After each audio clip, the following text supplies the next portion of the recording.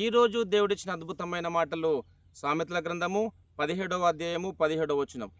నిజమైన స్నేహితుడు విడువక ప్రేమించును. ఆమేన్. క్రీస్తునందు ప్రేమైన సహోదరి సహోదరులకు ఈరోజు దేవుడిచ్చిన అద్భుతమైన మాటలను బట్టి మనం దేవుని స్తుతించాలి.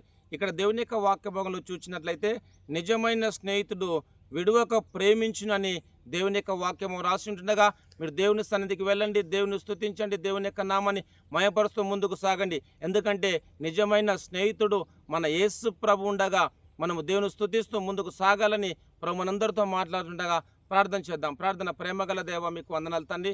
మీరు ఇచ్చిన అద్భుతమైన ఈ మాటలు బట్టి నేను స్తుతిస్తున్నాను. నిజమైన స్నేహితుడు విడువక ప్రేమించునన్నావు తండ్రి, మీకు వందనాలు దేవా. మిమ్మల్ని అంతగానో ప్రేమిస్తూ ముందుకు నడిపిస్తున్నందుకు మీరు స్తుతిస్తున్నాం. ఈ ప్రోగ్రాం చూస్తున్న ప్రతి ఒక్కరికి మీరు స్నేహితుడిగా, బంధువుగా ఉండి నడిపించమని, సహాయం చేయమని యేసుక్రీస్తు నామములో ప్రార్థిస్తున్నాను తండ్రి. Amen, amen, amen. Thank you.